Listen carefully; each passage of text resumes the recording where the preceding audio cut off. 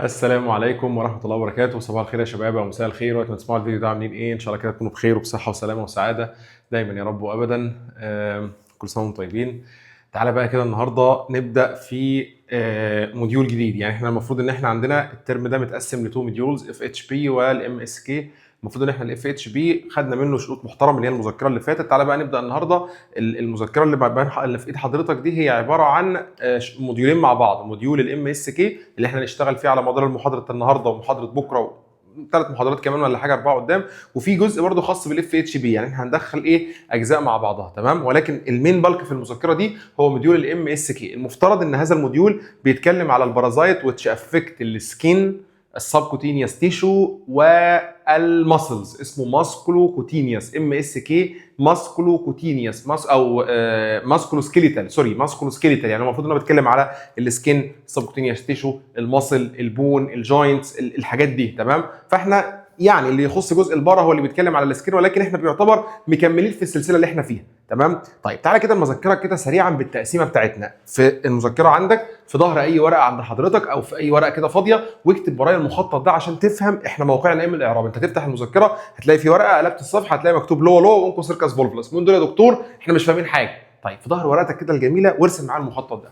المفترض يا دكتور ان البارازايتس او المتطفلات هي عباره عن 3 انواع. نوع اسمه هيلمنث، ودي اللي احنا بنسميها بالعربي دوده او ديدان. ونوع اسمه بروتوزوا، ودي اللي احنا بنسميها بالعربي احاديات الخليه. ونوع ثالث يا دكتور اسمه ارثروبود، او اللي احنا بنسميها مفصليات. يبقى انا عندي المتطفلات او منهج الباراسيتولوجي بيعتمد في دراسته على 3 حاجات: هيلمنث اللي هي الديدان، بروتوزوا اللي هي احاديات الخليه، وارثروبودز اللي هي المفصليات، تمام. طيب الهيلمنث بقى اللي هي الديدان دي يا دكتور بتقسم ل3 انواع بناء على الشكل. في بعض الديدان بتبقى ديدان مفلطحه فبيسموها تريماتود. بعض الديدان اسمها ديدان مفلطحه بيسموها تريماتود. وبعض الديدان بيبقى طويل كالشريط اللاصق، يعني عامل زي بكره اللزق، فبيسموها ديدان شريطيه او التي يطلق عليها لقب سيستود. يبقى بعض الديدان بتبقى مفلطحه رفيعه فبيسموها تريماتود، بعضها بتبقى طويله زي الشريط اللاصق فبيسموها سيستود او ديدان شريطيه. وبعضها الاخر يا دكتور بيبقى عامل زي القلم ده كده، بيبقى اسطوانه، بيبقى عامل زي الاسطوانه مجوف من الداخل، شبه الاسطوانه، شبه اي حاجه في حياتك، شبه القلم اللي انت ماسكه، زي اي حاجه عامله زي الاسطوانه. فقال لك خلاص يعني الديدان دي ديدان اسطوانيه فسماها نيماتود. يبقى احنا الهيلمنث او الديدان 3 انواع: مفلطحه تريماتود، شريطيه سيستود، اسطوانيه نيماتود. حلو الكلام. الديدان الاسطوانيه بقى اللي هي النيماتود دي يا دكتور بتقسم لجزئين. بعضها لما بيدخل يعيش جوه جسم الانسان بيقرر ان هو يعيش في الانتستين، يعني في السمول انتستين او اللارج انتستين في الامعاء، فبيسموها انتستينال نيماتود. ودي اكيد ماليش دعوه بيها في الموديول ده لان دي اكيد هتشرح في موديول الجي اي تي، وهو اعنف موديول في باراسيتولوجي. منهج البارا كاملا مشروح في موديول الجي اي تي. ليه؟ لان معظم البارازايتس بتبقى انتستينال. فالنيماتود تقسم لجزئين: انتستينال دي عايشه في الانتستين مالناش دعوه بيها، وتيشو نيماتود. يعني ايه تيشو؟ يعني عايشه في اي مكان خلقه ربنا جوه جسم الانسان ما عدا الانتستين. يعني اي اورجن يخطر في بالك باستثناء السمول واللارج انتستين هي عايشه جواه، اي حاجه، فبيسموها تيشو نيماتود. اهي التيشو نيماتود دي بقى يا دكتور مقسمه ل4 تقسيمات. انا عارف ان انت دخت مني، بس انت من غير التقسيمه دي مش هتفهم يعني ايه كلمه لوا. انا ما عنديش مشكله ان اجي اقول لك يلا يا حبيبي احنا عندنا النهارده محاضره اسمها لوا اسمها كالابار سويلنج، وكالابار دي مش هتفهم مني الكلام ده خالص. لازم تبقى عارف دايما احنا فين، لازم تبقى عارف احنا موقعنا من الاعراب ايه. يبقى احنا بنتكلم من البارازايتس 3 انواع: هيلمنث وبروتوزوا وارثروبود. خدنا الهيلمنث 3 انواع: تريماتود، سيستود، نيماتود. خدنا النيماتود في منها انتستينال وتيشو. خدنا التيشو نيماتود. التيشو نيماتود دول 4 تقسيمات، من ضمنهم تقسيمه اسمها الفيلاريال وورمز، ودوده كده اسمها الدرانكولاس ميدينيز. اهو دول اللي احنا هناخدهم الشابتر ده. يبقى احنا هناخد الفيلاريال وورمز. الفيلاريال وورمز دول عباره عن 4 ديدان، هم اساسهم 6 بس هم 4، وتسموا فلاريا لان الاسوفيجاس بتاعهم فيلاري فورم، عامل زي الانبوبه كده، فسموها فيلاريا لان الاسوفيجاس بتاعهم شبه الاسطوانه كده، فيلاري فورم ان شيب، فسماها فلاريا. ودوده كده اسمها الدرانكولاس ميدينيز، دي المحاضره الجايه. الفيلاريال وورم دول يا دكتور لما جينا نبص عليهم لقينا ان هم 4. اول اتنين لقينا ان هم بيعيشوا في الليمفاتكس، اللي هو واحده اسمها الوشريريا بانكروفتي وواحده اسمها البروجيا مالاي، فسماهم ليمفاتيك فيلاريزز. سماهم ليمفاتيك فيلاريزز. حلو الكلام؟ حلو الكلام. والاثنين التانيين يا دكتور اللي واحده اسمها لوا والثانيه اسمها اونكوسيركس فولفيلاس، لقوا ان هم بيحبوا يعيشوا في السكين والسبكوتينيوس تيشو، فسماهم سب كوتينيوس فيلاريزز. يبقى احنا يا دكتور عندنا التيشو نيماتود عباره عن 4 تقسيمات، هاخد لك منهم 2، فيلاريال وورم ودرانكولاس ميدينيزز. الدرانكولاس ميدينيزز دي دوده مستقله وهناخدها المره الجايه، هتعرف انها اتسمت اصلا مدينه بسبب المدينه المنوره، سميت بذلك لانها كانت منتشره بكثره في ابار المدينه المنوره، ودي هناخدها المره الجايه ان شاء الله وهنفهم قصتها ماشيه ازاي. اما النهارده يا دكتور فالفيلاريال وورمز مقسمه لنوعين، واحده اسمها دبليو بانكروفتي وبروجيا مالاي، الاثنين دول مع بعض كده بيعيشوا في الليمفاتكس، في الليمف نود والليمف فيسل، فسميناهم ليمفاتيك فيلاريزز. واثنين تانيين يا دكتور، واحده اسمها اللوا وواحده اسمها الاونكوسيركس فولفيلاس، دول بيعيشوا في السبكوتينيوس تيشو، فسميناهم سبكوتينيوس فيلاريزز. يبقى انت لو جيت فتحت المذكره اول صفحه عند حضرتك هتلاقي مكتوب حاجه اسمها الفيلاريال وورمز، ومقسمه لنوعين، فيلاريا ان ليمفاتيك سيستم، وواحده اسمها الوشريريا بانكروفتي وواحده اسمها البروجيا مالاي. تاني حاجه فيلاريا which live in the subcutaneous tissue، وهم اثنين، واحده اسمها اللوا وواحده اسمها الاونكوسيركس فولفيلاس. صح الكلام؟ صح. يبقى هم دول. يبقى احنا هناخد النهارده يا دكتور اللوا وجزء كده من الاونكوسيركس فولفيلاس. المره الجايه ان شاء الله هنكمل الاونكوسيركس فولفيلاس ومعاها الدرانكولاس ميدينيزز اذا ربنا اعطانا واعطاكم العمر والصحه. تمام يا دكتور.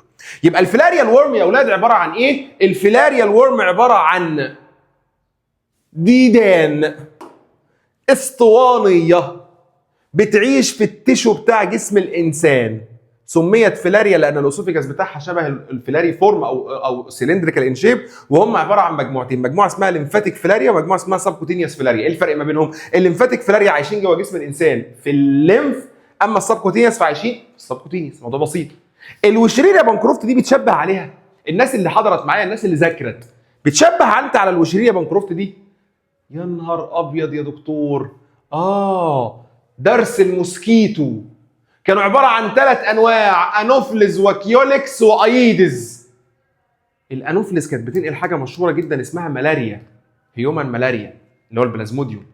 اما الكيوليكس فكانت بتنقل نوع من انواع الفلاريا كان اسمها الدبليو بانكروفتي، والله العظيم قلت لك ساعتها وشرحتها لك. يبقى الدبليو بانكروفتي دي اللي احنا كنا خدناها دي نوع اصلا من انواع النيماتود، نوع من انواع الديدان الاسطوانيه التي تعيش في التيشو المختلفه وتنتمي الى اسمها الفلاريا.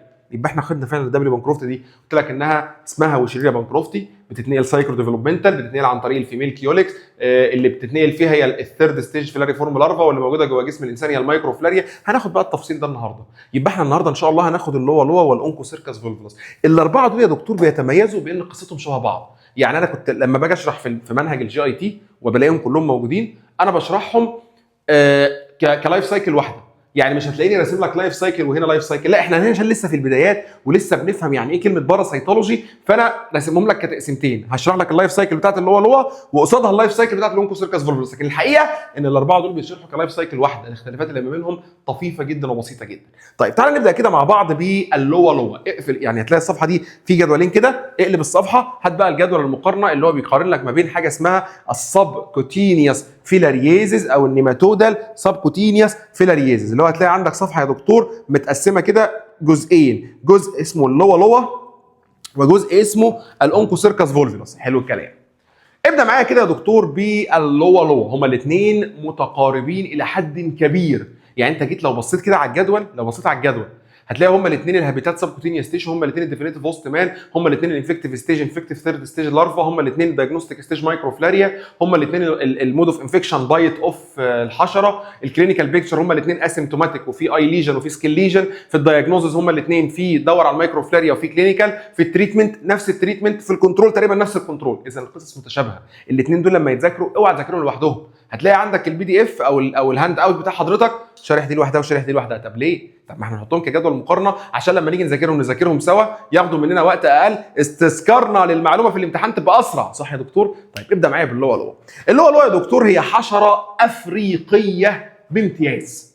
حشره موجوده في افريقيا، تحديدا في وسط وغرب افريقيا. بتلاقيها موجوده في السودان، في نيجيريا، في غينيا، زئير، الكاميرون، الدول بقى اللي هي موجوده في وسط وغرب افريقيا. يعني السودان كده اللي هي شرق افريقيا، اطلع بقى شويه على زئير وغانا، انزل تحت شويه الكاميرون وايه ونيجيريا. تمام.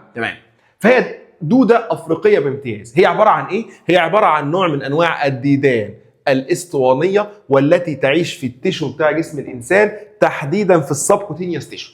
طيب قصتها كالتالي، ارسم ورايا بقى اللايف سايكل في ظهر الورقه كده عشان تفهم اللايف سايكل بتاعه اللوا لوا قصتها ماشيه ازاي. والله يا دكتور اللوا لوا كقصه هي عباره عن دوده. الادلت دي بتبقى عايشه جوه جسم الانسان. الادلت بتبقى عايشه جوه جسم الانسان. فين يا دكتور جوه جسم الانسان؟ بتبقى عايشه في السبكوتينيوس تيشو. يعني ده كده ده جسم الانسان، وتحديدا الادلت دي بتبقى عايشه في السبكوتينيوس تيشو، يعني عايشه تحت الجلد. بتحب انها تعيش قوي تحت الجلد. سبكوتينيوس يعني تحت الجلد. الادلت يا دكتور ميل وفيميل هيتجوزوا، هيخلفوا، هيطلعوا لي جيل جديد من الاجنه، جنين.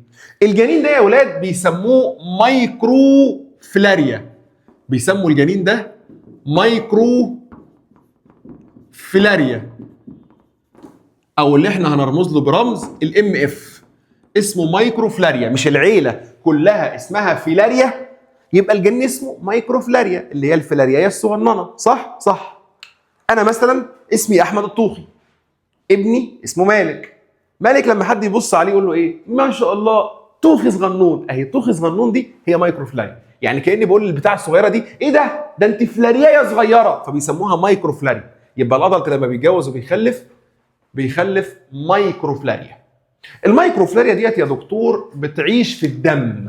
بتقرر انها تبقى موجوده في الدم، في البلد. حلو الكلام. فضلت موجوده في الدم فتره معينه، وهقول لك دلوقتي كل التفصيل بتاعها. المهم انها تنتظر قدوم حشره مهمه جدا جدا جدا جدا اسمها الفيميل كريسبوس فلاي. سوري، اسمها فيميل كريسبوس فلاي. اسمها فيميل كريسبوس فلاي. حشره برضو موجوده في افريقيا، في نفس الدول ونفس المناطق الافريقيه التي تنتشر فيها اللوا لوا. الحشره دي بس انا عايزك تعرف عنها 4 معلومات. هتلاقي عندك كلام كتير كده هقوله في الاخر، بس اعرف لي بس الحاجات اللي مطلله. اولا بيسموها، الاسم الثاني ليها بيسموها دير فلاي. بيسموها دير فلاي. يبقى اسمها كريسبوس فلاي. الحشره دي هي دبانه، لو انت عايز تشوف شكلها اقلب صفحه هتلاقيها موجوده عند حضرتك، بتبقى عينيها ملونه كده. فهي يا دكتور اسمها كريسبوس فلاي. والاسم الثاني ليها اسمها دير فلاي. البتاع دي يا اولاد لما بتحب تعيش في المuddy areas in the forest. يعني ايه كلمه ماضي؟ يعني طين. يعني تحب تعيش في الاماكن المطينه. يعني لما تحب تعيش في الغابات، تحديدا في الطين بتاع الغابات. يعني مثلا لو في منطقه فيها وحل او منطقه فيها طين كده والدنيا مبهدله ما تعرفش تمشي، رجلك تغرز فيها وممكن تغرق فيها، هي بتحب تعيش فيها. يعني تعيش في قلب الفورست، في قلب الغابات، في المناطق اللي لا يعني مش موجود فيها بشر. تمام. يبقى اسمها كريسبوس فلاي. تحديدا انا بتكلم على الفيميل لان في منها ميل وفي منها فيميل. الفيميل هي اللي هتعمل كل حاجه. او الاسم الثاني ليها دير فلاي. بتحب جدا جدا انها تعيش في الاماكن المادي ارياز. ومعلومتين كمان في غايه الاهميه واعرفهم عشان هنحتاجهم كمان شويه. البتاع دي يا اولاد لما بتيجي تقرص بتحب انها تقرص at the day time. يعني بتحب تقرص بالنهار. اليوم بتاعنا مقسم day and night. day and night. day اللي هم فتره الصبحيه، night اللي هي فتره المغربيه وبالليل. تمام. هي لما بتحب تقرص بتقرص في فتره الصبحيه. ماشي يا دكتور. ولازم تعرف معلومه مهمه، انها attracted بالدارك كولرد كلوذس. يعني ايه؟ يعني بتنجذب جدا جدا جدا للملابس الغامقه. يعني ايه يا دكتور؟ يعني انت قررت ان انت تسافر نيجيريا، ومن ضمن فتره السفر بتاعتك سيادتك قررت ان انت تزور غابه مشهوره جدا في نيجيريا. رحت الغابه، دخلت جوه، شفت مكان مطين كده، فانت هتلاقي حشره. الحشره دي يا دكتور لو انت حظك سيء هي هتلاقيها انجذبت لك وقرصتك لو انت لابس لبس غامق، لابس شيرت اسود او حاجه غامقه. هيبقى حظك سيء جدا لو انت رحت زرتها بالنهار، وانت غالبا لو هتزور غابه هتزورها بالنهار، ايه اللي يخليك تزورها بالليل؟ فهي بتقرصك بالليل. حظك هيبقى اسوأ واسوأ واسوأ لو الحشره دي فيميل مش ميل، لان الفيميل هي اللي بتقرص وهي اللي بتنقل المرض. يبقى هي عباره عن حشره فيميل، في منها ميل وفيميل، بتكلم على الفيميل، اسمها كريسبوس فلاي او الاسم الثاني دير فلاي. تحب تعيش في المادي ارياز، بتقرص دايما بالنهار ودايما بتبقى اتراكتد لللبس الغامق. اعرف المعلومات ديت حطها على جنب لحد ما ناخد الكلام ده في الاخر. المهم الحشره اللي اسمها الفيميل كريسبوس فلاي دي يا دكتور راحت لهذا المريض المسكين الذي يحمل في جلده الادلت لوا، بيحمل الادلت لوا والمايكروفلاريا بتاعت اللوا واللي موجوده في الدم. فالحشره دي يا دكتور لانها حشره بايتنج فلاي يعني بتقرص، فهتقرر انها تقرص هذا الانسان. وهي بتقرص الانسان ده يا دكتور هتدخل بقها عن طريق انها بتعمل بايت وسكشن، يعني بتشفط من دم الانسان، فهتشفط الحاجه اللي موجوده في دمه. ايه اللي موجود في دمه؟ مايكروفلاريا، صح؟ فهتاخد المايكروفلاريا، وليكن مثلا هتاخد لها 10 مايكروفلاريا مثلا، هم دول بيبقوا مئات بل الاف، هي تاخد 10. ال10 مايكروفلاريا دول جوه جسم الحشره اللي اسمها الكريسبوس فلاي يا دكتور هيكبروا وهيبقوا حاجه اسمها فيرست ستيج لارفا، او اللي هرمز لها برمز L1، وال10 هم ال10. بعد شويه يا دكتور الفيرست ستيج لارفا هتكبر وتبقى السكند ستيج لارفا اللي هي بنرمز لها برمز L2، وال10 هم ال10. بعد شويه يا دكتور السكند ستيج لارفا دي هتكبر وتبقى ثيرد ستيج لارفا اللي بنرمز لها بالرمز L3. دي بيسموها ثيرد ستيج لارفا، او بيسموها فيلاري فورم لارفا، او بيسموها L3. الثلاثه صح. يعني انت ممكن تقول ان اسمها ثيرد ستيج لارفا، صح. ممكن تقول ان اسمها فيلاري فورم لارفا، برضه صح. ممكن تقول L3 برضه صح. بس خلي بالك ان العدد ثابت، ال10 هي ال10 هي ال10 هي ال10. المهم وصلت لمرحله ان هذه الحشره اللي اسمها الكريسبوس فلاي لما خدت المايكروفلاريا بتاعت اللوا كبرتها من كونها مايكروفلاريا الفيرست ستيج لارفا السكند ستيج لارفا لحد ما وصلت بقى الثيرد ستيج لارفا. طب وبعدين؟ ولا قبليه هتيجي الحشره الجميله دي يا دكتور، بس المره دي الوضع هيتعكس. هتقرر انها تزور انسان سليم، انسان دمه خالي، حتى لو مش سليم ايا كان، بس هو لو مريض برضه هيحصل نفس الكلام، بس هنفترض ان هو شخص سليم. الشخص السليم ده يا دكتور هي هتقرر انها تقرصه، هتقرر انها تعمل له بايت، هتقرصه. لما جت تقرصه بقها مليان ودم الانسان ده فاضي، ده انسان لسه ما عندوش حاجه، او ايا كان عنده ولا ما عندوش، المهم ان بقها مليان ماشيه عامله كده. تخيل مجرد ما تقرص كل اللي موجود في بقها ده يا دكتور يدخل جوه جسم الانسان، فكانها بتدخل المرحله اللي اسمها ثيرد ستيج لارفا، واللي هتكبر بدورها وتتحول لادلت، والادلت دي تروح تعيش في السبكوتينيوس تيشو، وكان الله بالسر عليم. خلصت اللايف سايكل بتاعه اللوا. يبقى احنا هنا يا دكتور بنتكلم على اللايف سايكل بتاعه اللوا، وهي دوده افريكان بامتياز، دوده افريقيه بامتياز. ليه؟ لانها مش موجوده غير في افريقيا، في وسط وغرب افريقيا. اللايف سايكل اللي قدام حضرتك دي هقولها تاني بس في الدوده الثانيه اللي اسمها الاونكوسيركس فولفولس. ايه ده يا دكتور؟ انت بتشرح لي دلوقتي 2 لايف سايكل؟ هشرحهم لك لان الاثنين زي بعض. تعالى كده، ده انا همتعك بيهم يا دكتور، لان فعلا الاثنين زي بعض. بص انا عندي عندي دوده اسمها اونكوسيركس فولفولس. اسمها كبير قوي يا دكتور، ماشي هنعرف كمان شويه تسمى كده ليه. اونكوسيركس فولفولس ممكن تقول لي نسبها؟ يا دكتور هي متطفل دوده اسطوانيه عايشه جوه جسم الانسان في التيشوز المختلفه اللي غير الانتستين، بتنتمي لعيله الفيلاريا، ولما بتعيش في السبكوتينيوس تيشو، فبيسموها سبكوتينيوس فيلاريال تيشو نيماتودال هيلمنثيك بارازايت. يا نهار ابيض، قولها تاني يا دكتور كده اصل شكلها حلوه. سبكوتينيوس فيلاريال تيشو نيماتودال هيلمنثيك بارازايت. شفت النسب عامل ازاي؟ ده كانك انت بتجيب نسبك لحد اخر جد. شفت انا جبتها لك ازاي؟ ولا اي حاجه. اسمها اونكوسيركس فولفيلوس.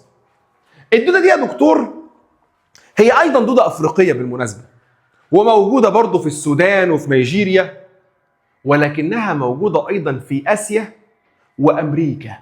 موجوده في وسط وشرق افريقيا زي السودان، وهي مشهوره جدا جدا في السودان، جدا جدا فوق ما تتخيل. يمكن اكتر دوله هي منتشره فيها السودان. موجوده في اسيا، الدول اللي جنب السودان على طول السعوديه واليمن. وموجوده في جنوب امريكا او امريكا الجنوبيه زي فنزويلا والارجنتين والبرازيل وكرواتيا والحاجات دي. المهم انها دوده افريقيه اسيويه امريكيه. حلو الكلام. قصتها ايه يا دكتور؟ قال لك والله قصتها كالتالي. الدوده دي يا اولاد بتبقى عباره عن ادلت. هي دوده نيماتود عباره عن ادلت. الادلت ده يا اولاد بيبقى عايش جوه جسم الانسان. فين يا دكتور تحديدا؟ في السبكوتينيوس تيشو بتاعه جسم الانسان. يعني بتبقى عايشه جوه جسم الانسان، تحديدا في السبكوتينيوس تيشو بتاع جسم الانسان. يعني برضه عايشه تحت الجلد. الله، ده زي اللو. والله انت هتعرف دلوقتي الاثنين زي بعض.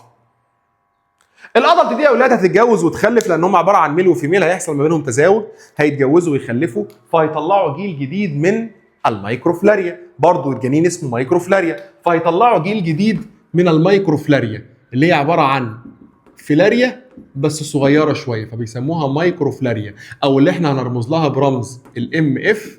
وخلي بالك ان الفرق هنا انها ما بترميش المايكروفلاريا في الدم. امال فين يا دكتور؟ في السكين. يعني بتحطها معاها. يعني الادلت عايشه فين؟ عايشه في السكين والسبكوتينيوس تيشو. لما بتيجي تخلف بتخلي ولادها جنبها.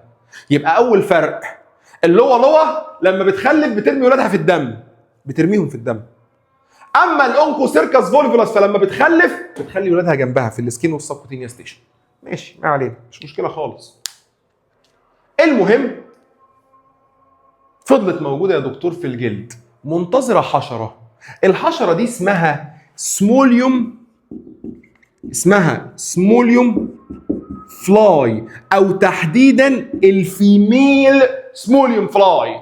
هي حشره موجوده في افريقيا، تحديدا في السودان، وموجوده ايضا يا دكتور في بعض دول امريكا الجنوبيه، وايضا الدول الخليجيه زي مين يا دكتور؟ زي السعوديه واليمن. فاسمها سموليوم فلاي. الاسم الثاني ليها لانها ذبابه حجمها كبير ولونها اسود، فبيسموها بلاك فلاي. يعني هي الاسم الثاني ليها بيسموها بلاك فلاي. حلو. عايزك تعرف لي بس معلومتين اتنين فقط لا غير. ايه هما؟ اول معلومه يا دكتور، اعرف انها بتحب جدا جدا جدا اي مياه جاريه اللي احنا بنسميها رانينج ووتر. بنسميها يا دكتور رانينج ووتر. زي مين؟ اكتب عليها كده بعد اذنك كلمه رانينج ووتر دي بحرف الار. زي الريفرز. عارفين الريفرز يا دكتور اللي هم الانهار؟ عارفين الريفر اللي هو النهر؟ دي ميه جاريه، ميه كده بتجري. ما بتحبش فيها المياه الراكده، تحب هي المياه الجاريه. يعني الحشره دي لما بتحب تعيش عند الريفرز. ماشي. وايضا لما بتحب تقرص يا دكتور بتحب جدا انها تقرص at the day time، يعني بتحب جدا تقرص بالنهار. يبقى الحشره اسمها سموليوم فلاي، او الاسم الثاني ليها بلاك فلاي. دي بتحب الرانينج ووتر او الريفرز وبتقرص بالنهار. الثانيه اسمها كريسبوس فلاي او دير فلاي، بتحب هي المادي اريا وبتقرص ايضا بالنهار. زياده بس ان دي بتبقى اتراكتد للدارك كلوثز. ليه يا دكتور بتقول كلمه انها اتراكتد للدارك كلوثز؟ عشان اقول لك بعد كده في طرق الكنترول، عشان تقي شر ان انت ما تتقرصش بالحشره دي، البس ملابس فاتحه، البس ملابس برايت منوره، حاجه ابيض اصفر، الحاجات دي لانها ما بتحبهاش. يبقى هنا يا دكتور الاونكوسيركس فولفيلوس لما تيجي هتتنقل عن طريق حشره اسمها السموليوم فلاي، او بيسموها البلاك فلاي، التي تتواجد بكثره عند الرننج ووتر زي الريفرز، زي السيز. على فكره البحار، ايوه انت لو خدت بالك السودان والسعوديه واليمن ما بينهم ايه؟ ما بينهم البحر الاحمر. اذا هي موجوده عند البحر، لان البحر ميه جاريه، امواج كتير، فهي بتحب هناك جدا. وكذلك السودان فيها نهر النيل، فهتحب برضو تكون موجوده على ضفاف نهر النيل. تمام. ولما بتقرص برضو بتقرص بالنهار. ماشي يا دكتور. طب وبعدين ولا قبلين؟ هتيجي حشره يا دكتور زي ما حضرتك شايف جسمها فاضي، والعيان الغلبان الحزين دوت دمه مليان مايكروفلاريا. غلط، جلده مليان مايكروفلاريا، لان المايكروفلاريا هنا بتبقى عايشه في الجلد. انا عايزك تسيب المذكره خالص دلوقتي، مالكش دعوه بيها خالص دلوقتي، هفتحها لك دلوقتي حالا. المهم يا دكتور، هتيجي الحشره اللي اسمها السموليوم فلاي دي عن طريق انها بتعمل بيض، هتروح جايه عامله سكشن. يعني ايه؟ يعني هتشفط مين يا دكتور؟ هتشفط المايكروفلاريا واللي موجوده في الجلد. تمام. خلينا ايه عشان بس نبقى موحدين الكالر باليت يا اولاد، عشان ايه نعمل زي سيمتريه كده خفيفه. الحشره يا اولاد بطنها فاضيه زي ما سيادتك شايف، ودم الانسان هو اللي مليان. تمام. وبعدين ولا قبليه الحشره دي هتروح جايه قرصه وتشفط عينه كده من الجلد وعينه من الدم، يعني هتعمل زي سكشن كده من الجلد، فتروح جايه واخده المرحله اللي اسمها المايكروفلاري، وليكن مثلا 5 مايكروفلاري. المايكروفلاريا دي يا دكتور هتكبر بعد شويه وهتتحول لحاجه اسمها فيرست ستيج لارفا اللي بنرمز لها بالرمز L1. هم الخمسه. بعد شويه الفيرست ستيج لارفا هتكبر وتبقى سكند ستيج لارفا اللي هي بنرمز لها برمز L2، والخمسه هم الخمسه. بعد شويه يا دكتور السكند ستيج لارفا هتكبر وتبقى ثيرد ستيج لارفا او اللي بنرمز لها برمز L3، والخمسه هم الخمسه. يعني ما حصلش زياده في العدد، هو جاست ان المرحله بتتغير، فتحولت من كونها مايكروفلاريا لحد ما بقى ثيرد ستيج فلاري فورم لارفا. تمام. وصلنا لمرحله يا دكتور ان الحشره دي دلوقتي بقى بقها مليان، هتروح لانسان تاني بس دمه فاضي، فبرضه هتعمل له بيض، هتقرصه، بس المره دي ده هتضخ اللي بقها جوه الانسان، يعني هتدخل الثيرد ستيج لارفا جوه جسم الانسان، واللي بدورها هتكبر وتتحول تبقى ادلت، والادلت تروح تعيش في السبكوتينيوس تيشو. يا نهار ابيض يا دكتور، ده تقريبا القصتين شبه بعض، ده انت كانك قلت ان القصتين كوبي بيست. والله العظيم يا دكتور، بس انت كاتب هنا 10 وهنا 5 يا حبيبي، على سبيل المثال يا حبيبي اهو، اعتبر ان دول 10 ودول 10 ودول 10 ودول عادي جدا، انا بضرب مثال بس مش اكتر ولا اقل. القصتين شبه بعض بالظبط، الاختلافات طفيفه جدا جدا. اول اختلاف ان الاونكو سيركس فولفيولاس، احنا هنا بنتكلم على اللايف سايكل بتاعت مين؟ بنتكلم على اللايف سايكل بتاعت الاونكو سيركس فولفيولاس.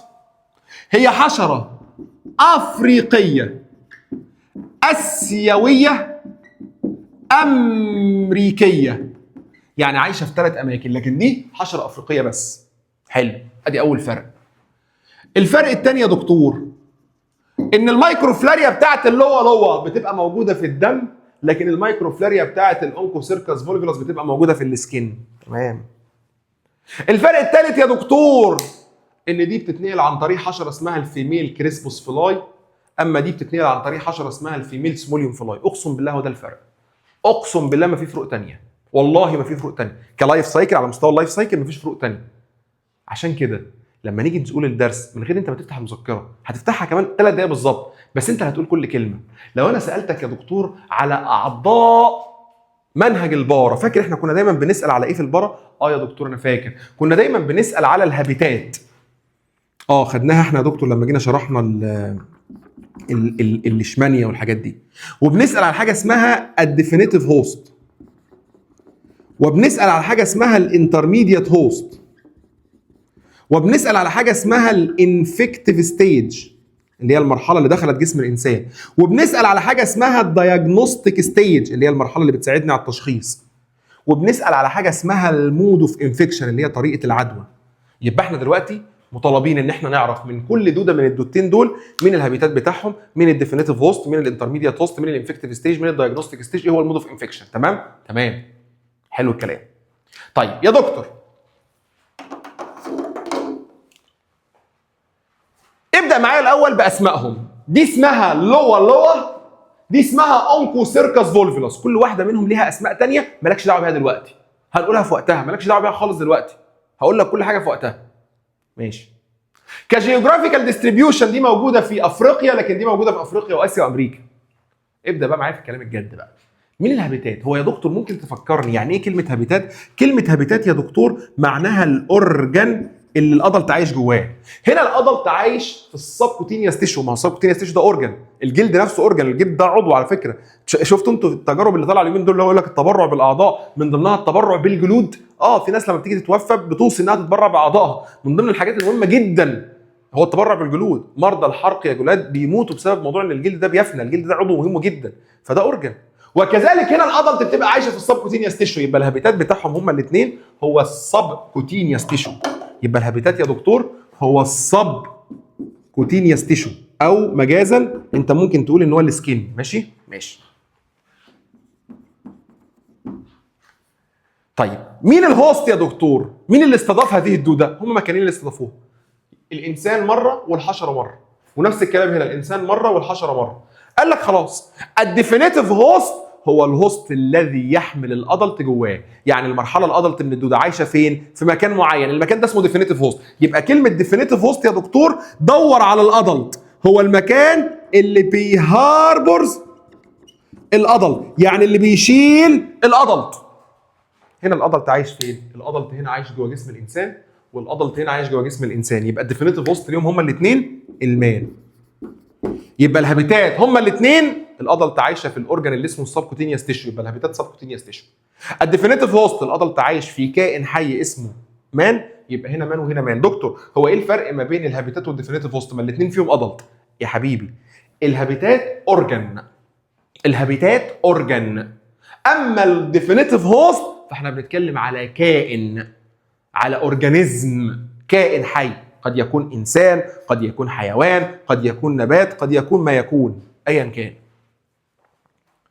طيب مين الانترميديات هوست يا دكتور؟ الانترميديات هوست اللي بيشيل المراحل الصغيره، اللي هي ايه؟ اللارفات، المايكروفلاريا، واللارفات اللي هي الفيرست ستيج والسكند ستيج والثيرد ستيج. يبقى احنا دايما هنا بنتكلم يا دكتور ان الانترميديات هوست، الانترميديات هوست هو الهوست which harbors، كلمه هاربرز دي معناها يستضيف، صح؟ المراحل الاماتيور، يعني اللي بيشيل المراحل الصغيره اللي هم بقى المايكروفلاريا والفيرست ستيج لارفا والسكند ستيج لارفا والثيرد ستيج لارفا. فين بقى يا دكتور؟ هنا هيبقى الحشره اللي اسمها الفيميل كريسبوس فلاي، هنا الحشره اللي اسمها الفيميل سموليوم فلاي. شكرا شكرا. يبقى هنا بصفه عامه، بصفه عامه هيبقى فيكتور.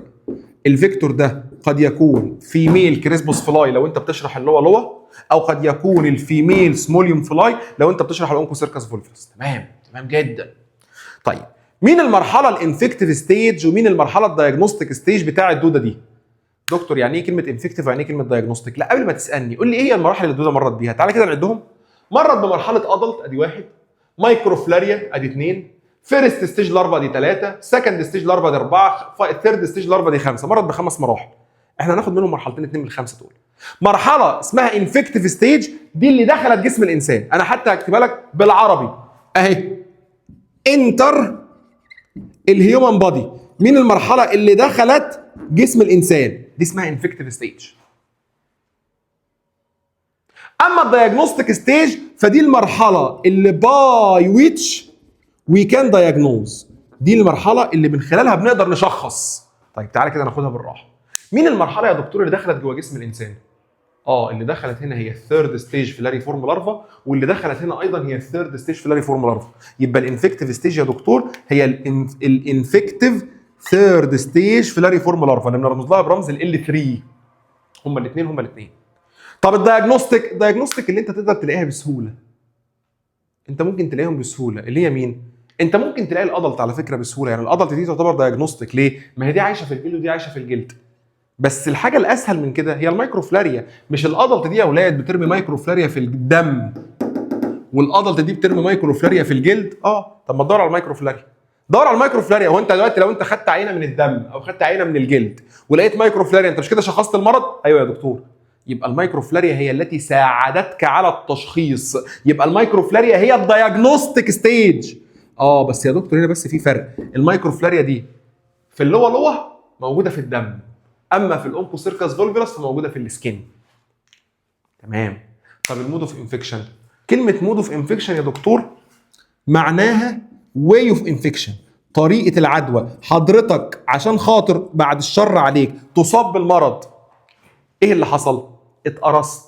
اتقرصت بمين؟ بالحشره اللي اسمها الفيميل كريسبوس فلاي فجالي لوا، او اتقرصت بالحشره اللي اسمها الفيميل سموليوم فلاي فجالي اونكوسيركس فولفيلس. يبقى المود اوف انفكشن هنا يا دكتور هيكون عباره عن بايت اوف فيميل فيكتور، سواء كانت الفيكتور ديت هي الكريسبوس فلاي او الفيكتور هي السموليوم فلاي. يا سلام.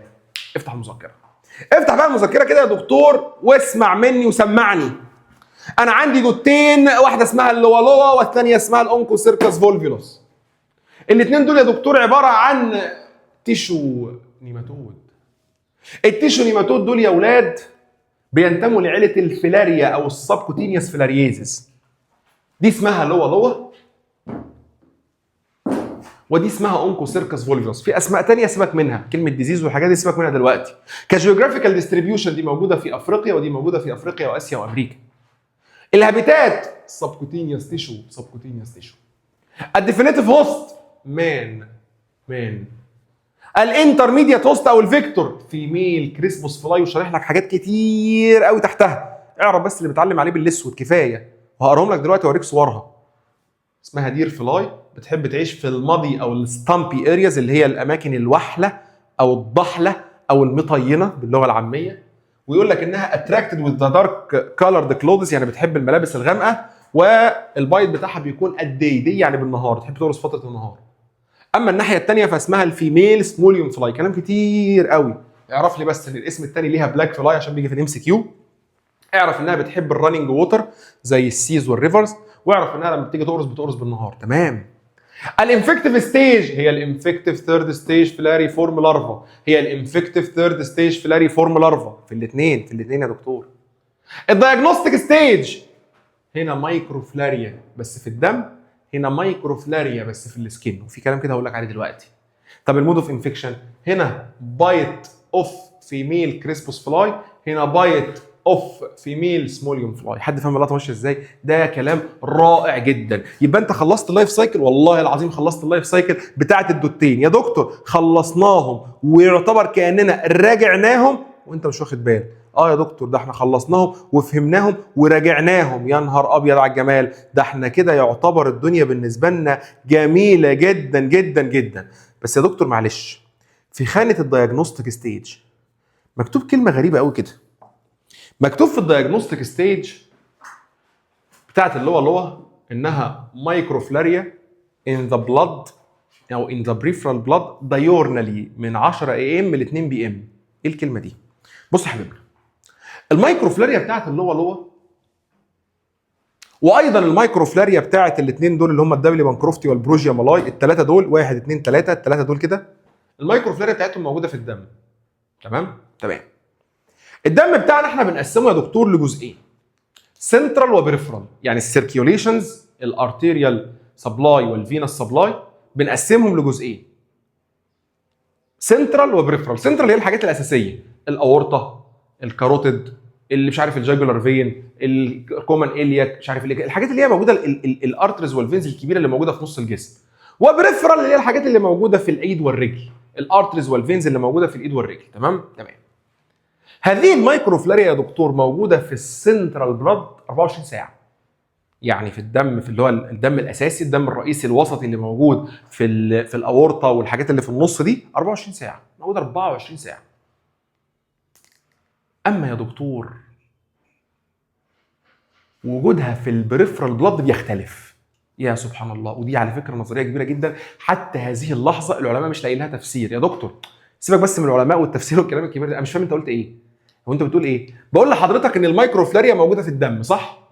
بتكلم على دي ودي الثلاثه. طب يا دكتور ما تلخبطنيش، خليني في اللوا المايكروفلاريا بتاعتها موجوده في الدم 24 ساعه.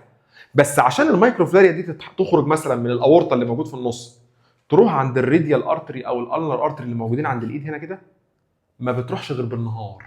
وكأن سبحان الله هي ظابطه نفسها مع الحشره. ما هو يا دكتور لايف سايكل متكامله.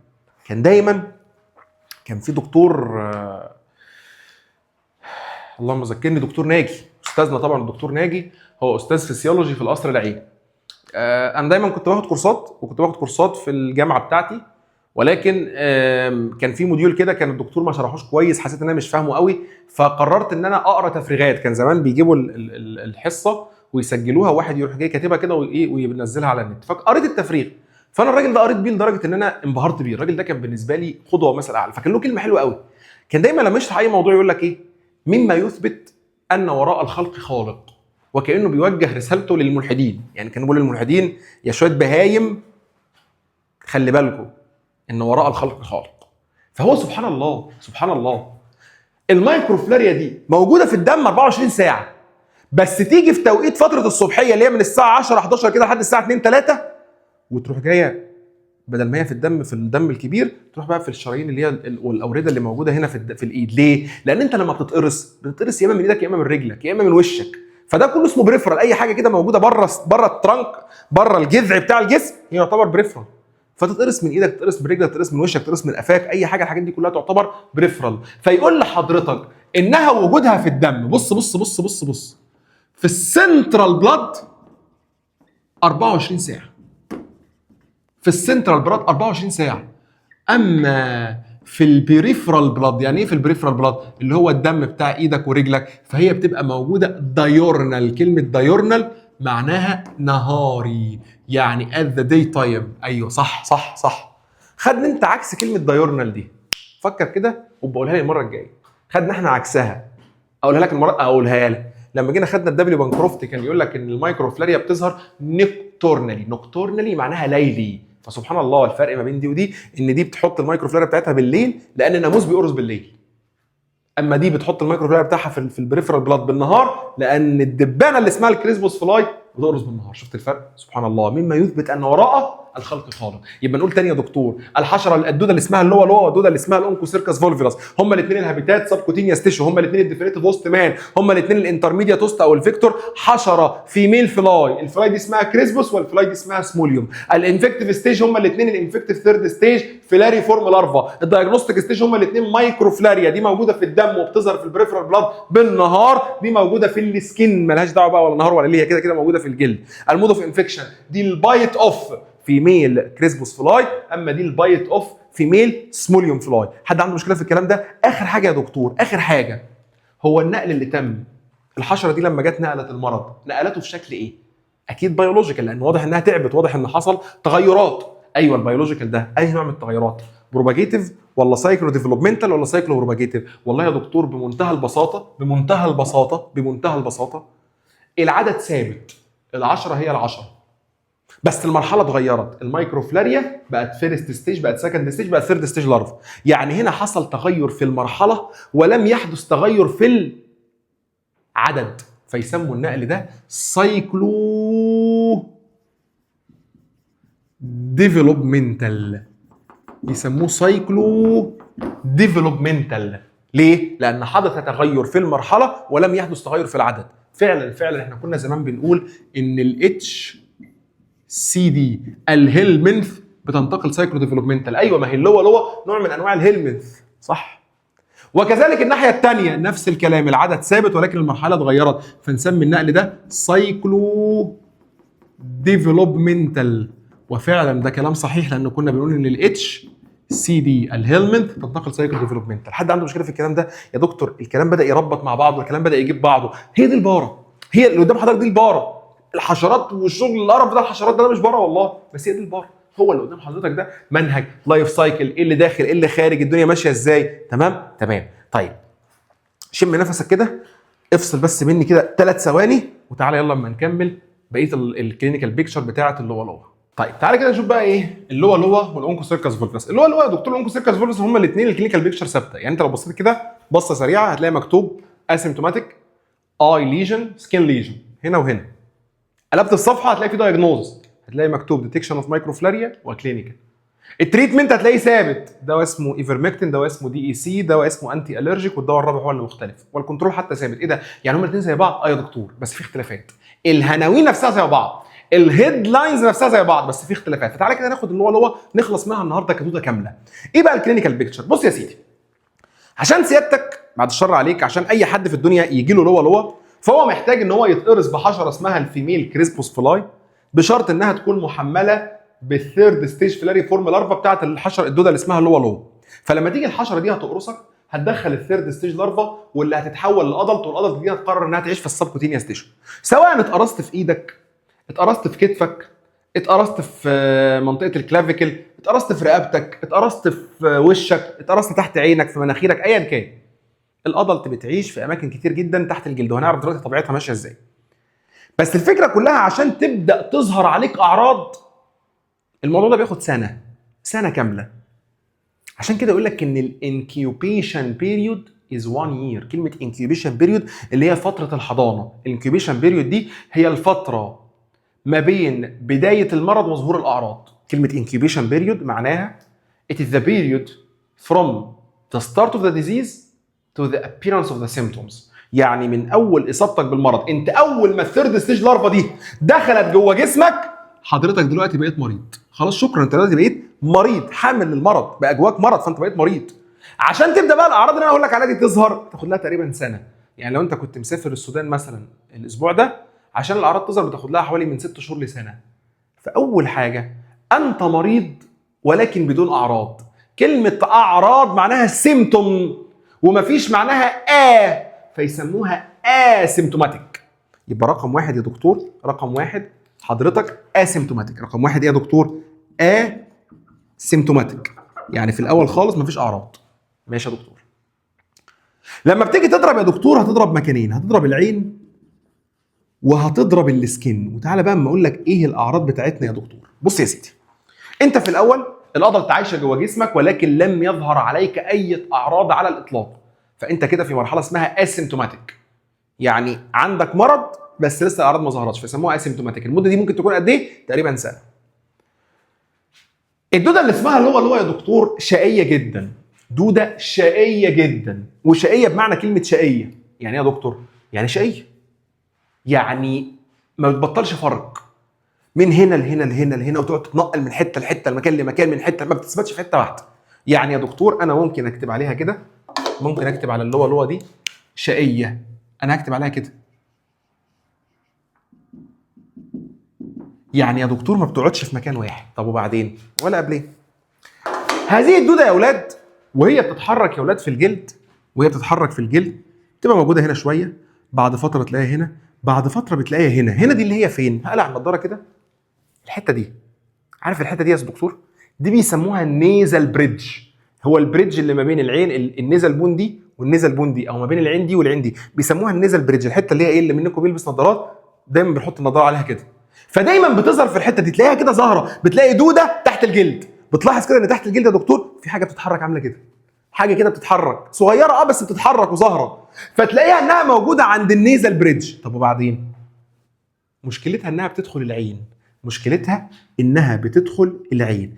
طب بتروح فين يا دكتور؟ بتحب جدا طبقه الكونجنكتيفا، تحب قوي قوي قوي قوي طبقه الكونجنكتيفا، فتلاقيها ظاهره يا دكتور اندر ذا كونجنكتيفا. الكونجنكتيفا دي طبقه شفافه، فانت بتشوف الدوده في الوضع ده. يبقى هي على مستوى الاي يقول لحضرتك انها بتظهر اندر كونجنكتيفا، يعني هي تحب قوي قوي قوي قوي قوي قوي يا دكتور منطقه الكونجنكتيفا اللي هي بيسموها ملتحمه العين. تحب قوي انها تعيش في الحتت الشفافه او ملتحمه العين. منطقه الكونجنكتيفا دي يا دكتور هي بتظهر تحتها، فتبدا تعمل شويه التهابات. يعني ايه شويه التهابات؟ يعني تبدا تعمل شويه انفلاميشن كده على مستوى الكونجنكتيفا، شويه كونجنكتيفايتس بس. طب وبعدين؟ تلاقيها سابت العين دي وراحت تاني النيزل بريدج، وممكن تلاقيها راحت العين الثانيه، عمال تتنقل في الحته دي.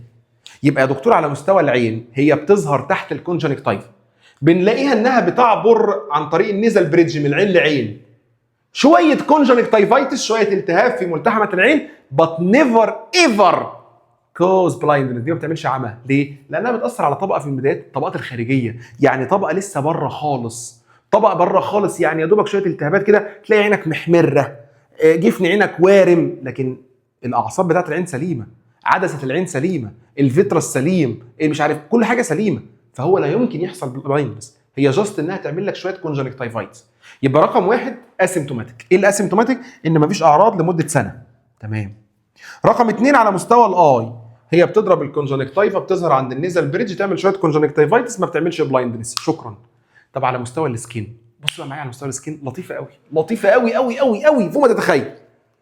بتبقى يا دكتور موجوده هنا كده. تمام؟ تمام. ادي الحشره اللي اسمها لوا، في منها ميل وفي منها فيميل. تعال نتكلم على الفيميل. ايه ده؟ الدوده اللي اسمها لوا دي، في منها دوده ميل وفي منها دوده فيميل. مش احنا كنا بنقول الادلت ده ميل وفيميل بيتجوزوا ويخلفوا؟ ايوه الفيميل هي اللي بتخلف، فانا بتكلم هنا على الفيميل اللي هو فيميل. الفيميل دي يا اولاد بتبدا تطلع شويه مايكروفلاريا، وبتبدا تطلع شويه حاجه اسمها يوتراين كونتنت، يعني شويه حاجات كده حواليها. الحاجات دي يا اولاد بتستفز جهاز المناعه جدا، بتستفزه موت، بتستفز جهاز المناعه ده قوي قوي قوي قوي قوي.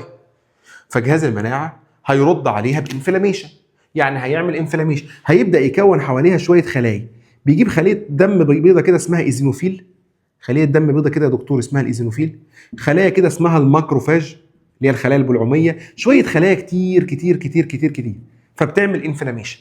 المفروض ان الانفلاميشن ده المفروض ان هو يند وذ فايبروزس، يعني المفروض ان انا اجيب زي فايبروبلاست، خلايا كده بتكون فايبروزس او بتكون تليف، فنبدا نقفل بقى الدايره دي.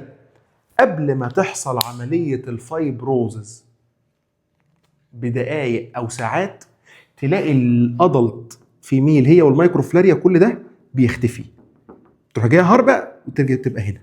ايه ده؟ ايه ده؟ يعني يا دكتور الدوده دلوقتي موجوده تحت الجلد، تمام؟ استفز جهاز المناعه في الحته دي، جت خلايا المناعه عشان تلف حواليها، وهي لسه بتلف حواليها الدوده سابتها ومشيت، فخلايا المناعه تقعد تلف لحد ما تعمل لك كلكيعه. شايف عملت لك كلكيعه عامله ازاي؟ شايف حته كلكيعه يا دكتور، الكلكيعه دي حجمها بيوصل لحجم بيضه الفرخه، يا لهوي كبيره قوي، كانك جايب بيضه فرخه في وشك او كانك جايب بيضه فرخه في ايدك. هذا الانتفاخ اول ما كان اكتشف فيه هي مدينه موجوده في نيجيريا اسمها كالابار، فسمى الانتفاخ باسمها، سموه كالابار سويلنج. عارفين انتوا الافيه اللطيف قوي بتاع مصطفى غريب اللي هو في اشغال شقه جدا لما كانت شغاله فبيعرفها كاتبت اسمها مدينه، فبيقول له مدينه من نيجيريا، فقعد يفكر كده مدينه من نيجيريا وكادودو، فاكرين انتوا الافيه ده؟ او كان ممكن يقول مدينه من نيجيريا كالابار، او كالابار دي مدينه. بالمناسبه مصطفى غريب ده صاحبي، تمام يعني، او صاحبي جدا كمان. المهم كالابار دي مدينه موجوده في افريقيا. لاحظوا الناس لاحظت ان في دود كده ظاهر في عينيهم وفي انتفاخ. الانتفاخ ده بيبقى موجود كده وحجمه كبير جدا وقاسي، يعني لما تيجي تدوس عليه تلاقيه ناشف، فسموها باسمه، قال لك ده الانتفاخ اللي بيظهر في سكان مدينه كالابار، فسماها انتفاخ كالابار سويلنج. هذا الانتفاخ يا دكتور لما تيجي تبص عليه، لو انا عايز اعرفه، تيجي نعرفه سوا. هو عباره عن allergic reaction او inflammatory reaction، هو رد فعل مناعي تجاه الدوده الفيميل والمايكروفلاريا اللي بتطلع منها. ماشي يا دكتور؟ لما نيجي نبص عليه يا اولاد هو بيكون نون بيتنج.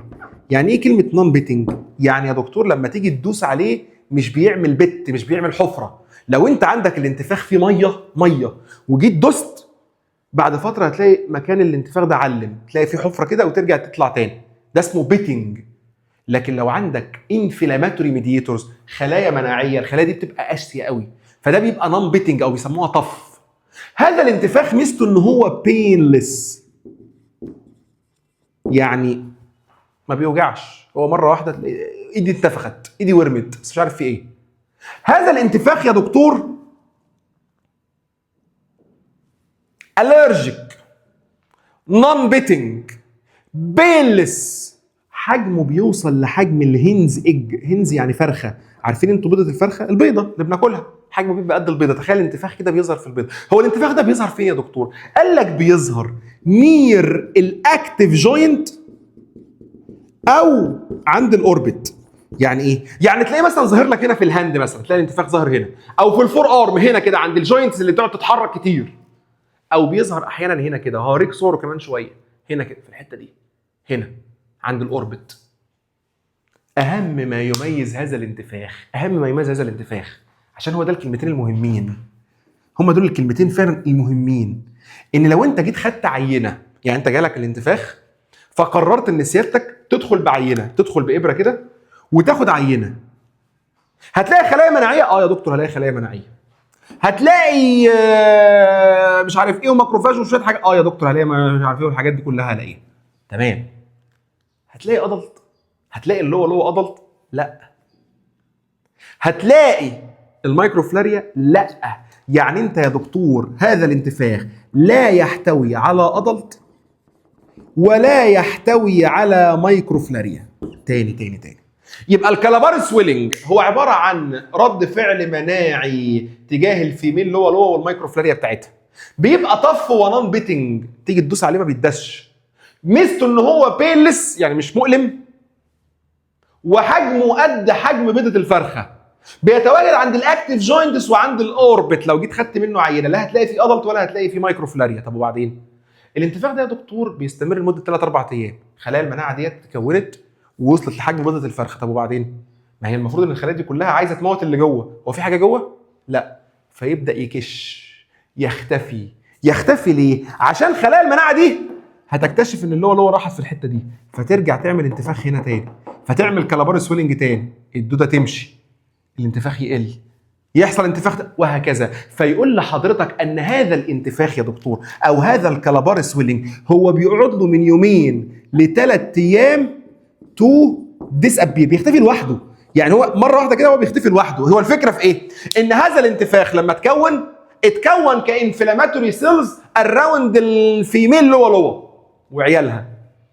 بعد فتره هي مشيت، فبقى الانتفاخ فاضي، الخلايا دي ما عادش لها لازمه، فتبدا تكش وتروح تهجم على اللوا في المكان الجديد وهكذا. عشان كده يا دكتور هذا الانتفاخ يعتبر كانه انتفاخ هارب. يعني ايه انتفاخ هارب؟ يعني تلاقي الانتفاخ ده هنا، كمان 3 ايام بقى هنا، كمان اسبوع بقى هنا، كمان اسبوع بقى هنا، كمان اسبوع بقى هنا، كمان اسبوع بقى هنا. ايه ده؟ ايه ده؟ ايه ده؟ بيتنقل. فيسموا هذا الانتفاخ يا دكتور فيوجيتيف سويلنج. بيسموه الكالابار سويلنج ده بيسموه فيوجيتيف. كلمه فيوجيتيف معناها هارب او متنقل، وكانه سويلنج هارب، كانه متنقل، كانه بيتنقل من مكان لمكان. اكتب على كلمه كالابار سويلنج ده سؤال امتحان. اكتب على كلمه كالابار سويلنج ده سؤال امتحان. يبقى يا دكتور الكلينيكال بيكتشر بتاعه اللوا، الكلينيكال بيكتشر بتاعه اللوا والله عباره عن اول حاجه انت مريض ولكنك غير مصاب بالاعراض، يبقى رقم 1 اسيمتوماتيك. رقم 2 بيبدا يحصل شويه اعراض على مستوى العين، ان الدوده تظهر تحت العين، فيقول لك ان في شويه كونجنكتيفايتس او هي بتظهر تحت الكونجنكتيفا، وقال لحضرتك انها بتظهر عند النيزل بريدج. اما على مستوى الجلد يا دكتور فهي بتتنقل، بتتحرك من مكان لمكان. فلو سبتت مثلا لمده يوم ولا حاجه خلايا المناعه بتتعرف عليها، على ما الخلايا بتيجي بتكون هي مشيت. فالخلايا لما بتيجي بتكون ارتفاخ كده يا دكتور، اكتشف في مدينه كالابار النيجيريه فسماها كالابار سويلنج. هو عباره عن الرجيك رياكشن نون بيتنج او طف، بيكون بيلس، بيبقى قد حجم بيضه الفرخه، بيبقى موجود عند الاكتيف جوينت زي اللي موجوده في الهاند والفور ار، بيبقى موجود عند الاوربت، جواه لا يوجد ادلت، جواه لا يوجد مايكروفلاريا. خلي بالك لان الكلام ده هنعكسه المره الجايه لما نشرح اللايف الكلينيكال بيكتشر بتاعت الاونكوسيركس فولفلس. يومين 3 وبيختفي، فهو فيوجيتيف سويلنج. حد عنده مشكله في الكلام ده ولا اي مشكله؟ طيب هل بيظهر اعراض ثانيه في الجلد؟ وللاسف بيظهر اعراض ثانيه في الجلد. ايه هي؟ اول عرض ان انت بتشوف اصلا الدوده عند النيزل بريدج. ايوه فعلا انا قلت لك قبل كده ان الدوده بتظهر عند النيزل بريدج، دايما بتلاقيها موجوده في الحته دي، يا اما جوه العين وهوريك منظرها دلوقتي، يا اما موجوده عند النيزل بريدج هنا كده. ولو الشخص ده يا دكتور عنده هايبر سنسيتيفيتي، هايبر سنسيتيفيتي يعني رد فعل المناعه بتاعته ازيد من الطبيعي. احنا كلنا طبيعيين الحمد لله، في ناس عندهم رد فعل المناعه غير طبيعي بيسموها هايبر سنسيتيف بيشنت. لو هو عنده هايبر سنسيتيفيتي يا دكتور بتلاحظ ان بيحصل عنده حاجه اسمها ديرماتيتس. ديرماتيتس يعني التهاب عام في الجلد، تلاقي جلدك كله بقى طفح جلدي، تظهر عنده حبوب، تقعد بقى تهرش في جلدك كله، ما انتش قادر تقاوم اللي بيحصل، فيحصل حاجه اسمها ديرماتيتس. ده انت كمان بتهرش يا دكتور في جلدك ده زي المجنون، يبقى عندك حاجه اسمها يورتيكاريا ديرماتيتس. يبقى رقم 1 اسيمتوماتيك. رقم 2 على مستوى الاي بتظهر في الكونجنكتيفا والنيزل بريدج وما بتعملش بلايندنس. على مستوى الجلد بتعمل كلابار. حاجه ثانيه غير الكلابار بيحصل حاجه اسمها يورتيكاريال ديرماتيتس، وانها بتظهر عند النيزل بريدج. في مشكله في الكلام ده ولا اي مشكله؟ طيب دكتور ممكن بعد اذنك نشخص الموضوع؟ طبعا. عايز تشخصه ازاي؟ عايز تشخصه في المعمل ولا انت عايز تشخصه وانت راجل دكتور كلينيشن؟ عايز تشخصه في المعمل. طيب لو انت عايز تشخصه في المعمل يا دكتور بعد اذن سيادتك خد عينه دم، بس لما تيجي تاخد العينه خدها دايورنالي. يعني ايه دايورنالي؟ يعني بالنهار من 10 AM لحد 2 PM. لان انت لما تيجي تاخد عينه، هو انت هتاخد العينه دي من الاورطه؟ هو انت هتحط العينه هنا في الكاروتيد؟ لا، بتاخدها من اي بريفرال بلاد، اي حته بريفرال. طب ما احنا عارفين ان المايكروفلاريا لما بتظهر في البريفرال بلاد بتظهر دايورنال. يبقى انت كلاب دور على المايكروفلاريا في الدم بشكل عينه نهاريه من 10 AM ل 2 PM. ماشي يا دكتور. طب كلينيكال شوف الادلت نفسها. ايه ده؟ هو انا ممكن اشوف الادلت نفسها؟ والله العظيم. عارف هتشوفها فين؟ هتشوفها عند النيزل بريدج. مش انا قلت لك انها بتبقى اكتر مكان بتظهر فيه عند النيزل بريدج؟ اه يا دكتور، انت راجل دكتور جلديه مثلا وجاي لك العيان بيشتكي من ان هو عنده ديرماتايتس وايده كل شويه بتورم وبتاع، بص كده عند النيزل بريدج هتلاحظ ان في حاجه صغيره كده بتعمل كده، بتتحرك بالطريقه دي. يبقى انت في المعمل دور على المايكروفلاريا عن طريق ان انت تاخد عينه دم بس بالنهار. كلينيكال بتشوفها انت بعينك عن طريق ان انت تشوف الادلت عند منطقه النيزل بريدج. حد عنده مشكله في الكلام ده ولا اي مشكله؟ يبقى ده الدايجنوز. طيب التريتمنت يا دكتور، والله يا اولاد لو انا عايز اعالج حاجه زي كده، لو انا عايز اعالج الدوده دي هنستخدم 3 حاجات او 4 حاجات، 4 ادويه. لما جيت الاحظ يا اولاد لقيت ان المشكله كلها تكمن في المايكروفلاريا. تخيل ان الادلت نفسها يعني امرها بسيط، لكن الكارثه كلها في المايكروفلاريا. المايكروفلاريا موجوده في الدم، فهي اللي بتقعد تنتقل من مكان لمكان وبتكبر من مكان لمكان. فانا عندي مشكله في المايكروفلاريا. فلما جيت استخدم ادويه يا دكتور لقيت ان في دوايين حلوين جدا، في دوايين حلوين جدا. دواء اسمه ايفرمكتين، دواء اسمه ايفرمكتين او اللي بيسموه في الصيدليات ايفرزين، ودواء اسمه داي ايثايل كاربامازين. دوايين كده، دواء اسمه الايفرمكتين ودواء اسمه الداي ايثايل كاربامازين او اللي بنختصره برمز الدي اي سي. الاثنين دول حلوين جدا جدا جدا ان هم بيشتغلوا على المايكروفلاريا، يبقى دول افكتيف جدا اجينست المايكروفلاريا. ماشي، فهستخدم الايفرمكتين والدي اي سي.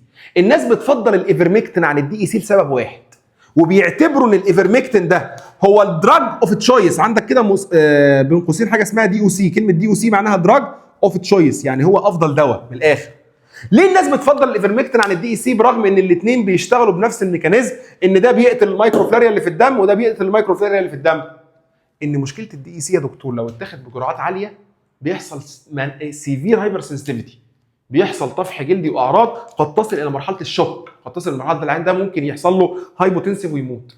عشان كده يقول لك الايفرزين او الايفرمكتين هو دراج اوف تشويس، بيكل المايكروفلاريا.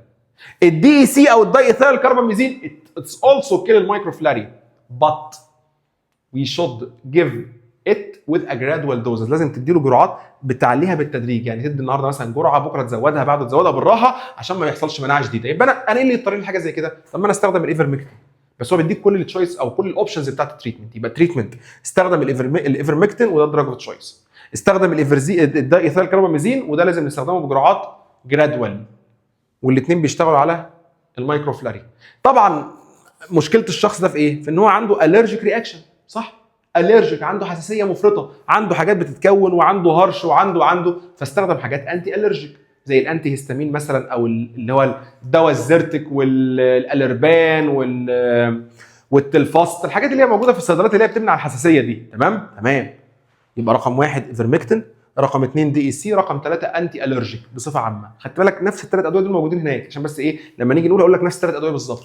وممكن نستخدم كمان دواء زياده كده مع اللوا اسمه البندازول. الالبندازول ده دواء بيشتغل على كل النيماتود، دواء بيشتغل على كل النيماتود. هو بيقول لك برود سبيكترم انتي هيلمنتك. كلمه برود سبيكترم يعني واسع المجال، انتي هيلمنتك يعني مضاد للديدان، يعني ده دواء بيستخدم تقريبا لكل الديدان. هو تحديدا بيستخدم مع النيماتود، فهو بيشتغل مع كل النيماتود. فميزته انه زي ما بيموت النيماتود كلها بيموت اللوا على اساس انها من ضمن النيماتود. بس خلي بالك ان هو بيقول لك ايه؟ it is anti ماكروفلاريميك ايجنت. ايه ده؟ تاني يا دكتور انت قصدك مايكروفلاريميك صح؟ انت كاتب الايه مكان الاي، اعدلها؟ لا يا حبيبي، ماكروفلاريا يعني ادلت. اكتب على كلمه ماكروفلاريا اللي عند حضرتك دي ادلت. دكتور انت فين؟ انا قلبت الصفحه، انا دلوقتي في التريتمنت مكتوب عندك 3 حاجات هقولها لك دلوقتي، هبص لك عليها في المذكره. رقم 1 ايفرمكتين ده دراج اوف تشويس، رقم 2 دي اي سي بنستخدمه بجرادوال دوز عشان ما يحصلش معاه هايبر سنسيتيفيتي، رقم 3 انتي الرجيك عشان اقلل الحساسيه والهرش اللي عند العيان ده، رقم 4 البندازول برود سبيكترم انتي هيلمنتك دراج. هو دواء مضاد للديدان بيستخدم كواسع المجال، يعني مش سبيسيفيك لحاجه معينه، بيستخدم مع اي حاجه لها علاقه بالديدان. بس لما تيجي تستخدمه اعرف ان ده بيشتغل على الادلت، يقول لك انتي ماكروفلاريك ايجنت، يعني هو بيشتغل ضد الماكروفلاريا. دي اسمها مايكروفلاريا، ده اللي هو الجنين الصغير، لكن الادلت اسمها ماكروفلاريا. يبقى كلمه ماكروفلاريا اتكلز الادلت. يعني من الاخر الايفرمكتين والدي اي سي بيشتغلوا على المايكروفلاريا، اما الالبندازول فبيشتغل على الادلت. يبقى كاني بدي ده وبدي ده، واحد يموت المايكروفلاريا وواحد يموت الادلت. حد عنده مشكله في الكلام ده ولا اي مشكله؟ شكرا. دكتور عايز اعمل كنترول. عندك مريض عالجه، ده رقم واحد. بسم الله الرحمن الرحيم. تريتمنت اوف ذا كيسز. ليه؟ لان المريض هو مصدر عدوى. طول ما في مريض ده معناه ان الحشره هتقدر تاخد من المريض دوت هذا المرض وتنقله لشخص تاني. يبقى رقم واحد عالج المرضى. رقم اثنين استخدم طوارد للحشرات. انت مسافر مثلا لبعثه لمده اسبوع والبعثه دي موجوده في نيجيريا او في السودان او في ايا كان، رش الريبلنت، رش اللي هي طوارد الحشرات عشان خاطر الحشره ما تقربش منك. ولما تيجي تلبس البس لبس فاتح. اشمعنى يا دكتور؟ عشان سيادتك قلت لي انها بتحب الدارك كلوزز. انت نفسك قايل لي ان هذه الحشره بتتاتراكتد باي ذا دارك كلوزز، يعني بتحب جدا تنجذب لللبس الغامق. لما تروح هناك ما تلبسش لبس غامق، هو اصلا الجو حر والدنيا شمس وبتاع، تقول له تلبس لبس غامق؟ البس حاجه فاتحه عشان تعكس ضوء الشمس عشان خاطر ايه؟ تجيب لك شويه تراوح، وفي نفس الوقت عشان الحشره دي ما تقرصكش. فاهمين اللقطه ماشيه ازاي؟ مشكله هذه الحشره، خلي بالك انت واخد بالك انا عملت ايه؟ انا كل الكنترول عملته على نفسي. انا عالجت المرضى البشر. انا استخدمت ريبلنت عشان الحشره ما تقرصنيش. انا واعوذ بالله من كلمه انا لبست لبس فاتح عشان ما تقرصنيش. طب يا دكتور مش هينفع تشتغل على الكريسبوس فلاي؟ للاسف صعب جدا. عارفين صعب ليه؟ لان الاماكن اللي هي عايشه فيها، البريدنج بليسز اللي هي عايشه فيها، اماكن يصعب الوصول ليها. هوصل لها ازاي؟ انا بكلمك على الاماكن الضحله جوه الغابات. الغابات اصلا صعبه، الاماكن الضحله مستحيل هوصل لها ازاي؟ فيقول لك ان الكنترول اوف فيميل كريسبوس is so difficult because their breeding places is the muddy stumpy areas in the forest. يعني الاماكن الضحله او الوحله او المطينه او بالفلاحي بقى المروبه اللي موجوده في الغابات هي بتعيش جواها. هوصل لها فين؟ انت اصلا تعرف توصل للغابات؟ ولما توصل للغابات هتوصل لاماكن الضحله. حبيبي انت لو وصلت هتغرق، هتلاقي الطينه دي بتغرق جواها، ما انتش ما فيش ارض صلبه تقعد عليها. عشان كده الكنترول بتاعها صعب. يبقى انت لو عايز تعمل كنترول اشتغل على نفسك. عالج المرضى البشر، استخدم ريبلنت عشان خاطر ما تقرصكش.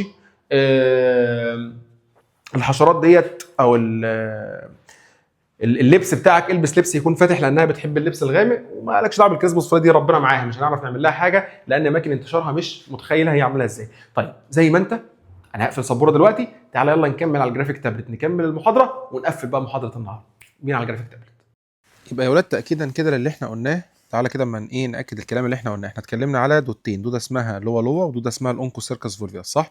دوده اللوا لوا اتفقنا انها بتبقى موجوده في وسط وجنوب وغرب افريقيا، اللي هي المنطقه اللي متنور عليها باللون الاحمر دي، اللي هي بقى الحته دي نيجيريا هنا يا ولاد، دي الجابون، دي الكونغو، دي السودان بقى نهايه السودان، ودي السودان الجنوبيه او جنوب السودان، انجولا، زامبيا. هي الحته دي كده بتبقى عايشه في المنطقه دي، بعكس الاونكوسيركس فولفيلاس اللي بيبقى ليها نطاق اوسع. يعني هي بتبقى واخد نفس الحته دي بتاعت افريقيا، ومعاهم زي ما انت شايف متعلم على اليمن. يعني لو عايزين تعملوا زوم كده، لو انتم من الناس اللي بيحبوا الجغرافيا وكده، دي اليمن، دي السعوديه، دي السودان، واخد بقى المناطق دي كلها. بعد كده بقى واخده مناطق في امريكا الجنوبيه، يعني المنطقه دي كده دي كده امريكا الشماليه ودي كده امريكا الجنوبيه. فهي بتبقى واخده مناطق موجوده في او دول يعني موجوده في امريكا الجنوبيه. تمام يا ولاد؟ طيب الحشره اللي بتنقل يا دكتور اللي هو اسمها كريسبوس فلاي، اللي هي الصورتين دول، دي اسمها الكريسبوس فلاي ودي ايضا اسمها الكريسبوس فلاي. لو انت ركزت في الكريسبوس فلاي هتلاحظ فعلا انها شكلها مميز جدا. يعني ايه يا دكتور شكلها مميز؟ يعني هي حجمها كبير، هي بتبقى اكبر من الدبانه العاديه او الدبانه اللي موجوده في البيت. تمام؟ عينها بتبقى كالرد ايز، يعني عينها بتبقى ملونه. سايبه انت شايف، بص الوانها عامله ازاي. انت حتى لو جيت عملت زوم كده تلاحظ انها ايه، تحس انها عينها ملونه، ازرق في اخضر في سبحان الله في برتقاني في بتاع حاجات كده كتير. تمام؟ لما تيجي تبص على الجناح بتاعها هتلاحظ ان الجناح بتاعها بيبقى كبير، يعني جناحها بيبقى الى حد ما كبير نسبيا على جسمها. شوف الجناح عامل ازاي، تحس ان هو خارج بره الجسم، وفعلا لارج كلير وينج، وبيبقى عليه زي دارك باندز اللي هي الشرايط السوداء دي اسمها دارك باندز، عامله كده عارف انت ايه، زي باتمان كده، او زي الناس المدمنين اللي بيبقى فيه تحت عينيهم سواد. هي نفس الفكره، السواد ده بيبقى موجود على الجناح. تمام؟ اتفقنا ان الحاجات دي لما بتبقى عايشه في المادي ستريمز، او اللي احنا بنسميها الاماكن اللي بيبقى فيها وحل او موحوله او حاجه زي كده، اللي هي يعني بتبقى فيها طين اللي موجوده في الغابات. اتفقنا انها دايما بتتغذى في النهار، واتفقنا انها بتنجذب للدارك كالرد اي. على النقيض الناحيه الثانيه على طول السموليوم فلاي، طبعا زي ما انت شايف دبانه سودا فبيسموها البلاك فلاي، بيسموها بلاك فلاي. يعني في واحد بص عليها قال لك ده تحس انها عامله زي حبايه القهوه. عارفين انتوا حبايه القهوه يا اولاد؟ لما تيجي ترسم انت حبايه قهوه كده تلاقيها عامله كده، تلاقي فيها زي خط في النص كده اهي، هي تحس انها عامله زي حبايه القهوه، فيقول لك انها كافي بيند كولرد، يعني شكل حبايه القهوه وواخده كمان لون حبايه القهوه، لونها بيبقى غامق. تمام. البتاع دي يا اولاد بيبقى عندها انتنه شكلها غريب قوي، شايفين؟ شايف الانتنه دي وشايف الانتنه دي؟ بيسموها هورني انتنه او بيسموها هارني انتنه. انتنه كده تحس انها عامله زي الخنجر، تحس انها خنجرين كده موجودين. تمام. سيبك بقى من مش عارف ايه الوينجز ومش عارف ايه والكلام الفاضي ده، سيبك منه.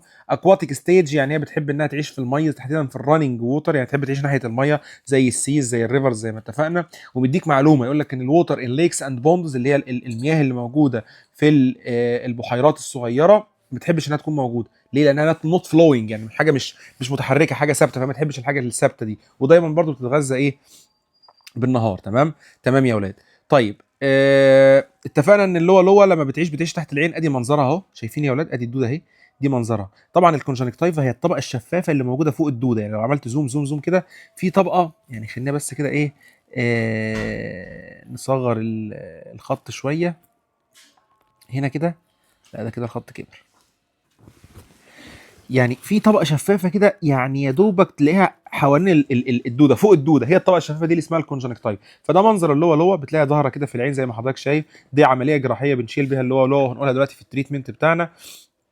نفس الكلام برضو لو جيت بصيت عليها، ادي اللوا هي ظاهره تحت العين اهي يا اولاد. تمام. يمكن هي هنا مش تحت الكونجنكتيفا، تحت السكليرا، لان السكليرا هي اللي بيبقى لونها ابيض، بس برضو تعتبر موجوده. ادي برضو منظر اللوا زي ما حضرتك شايف، بيبقى لها مناظر كتير جدا. تمام. طيب قلنا انها بتعمل انتفاخ يا دكتور، الانتفاخ ده اسمه ايه؟ اسمه كالابار سويلنج. اهو ادي الكالابار سويلنج، شايفين يا اولاد؟ هي غالبا اصلا بتبقى موجوده ناحيه الاوربت، تمام، وناحيه الاكتيف جوينت. اهو بص بص بص، شايف الايد دي مقارنه بالايد دي؟ شايف؟ بص الورم عامل ازاي؟ ده بيسموه كالابار سويلنج. فده منظر الكالابار سويلنج. وخلي بالك ان هو يومين ثلاثه وبتلاقيه بيخف، يعني احنا مصورين الصوره دي، لو كمان يومين ثلاثه جيت تصور الصوره هتلاقيه خف، لان هو بيختفي. هو بيسموها فيوجيتيف سويلنج. طبعا اللوا يا دكتور ليها اسماء ثانيه. يعني هي اولا بيسموها، تعالى نعمل كده زوم اوت.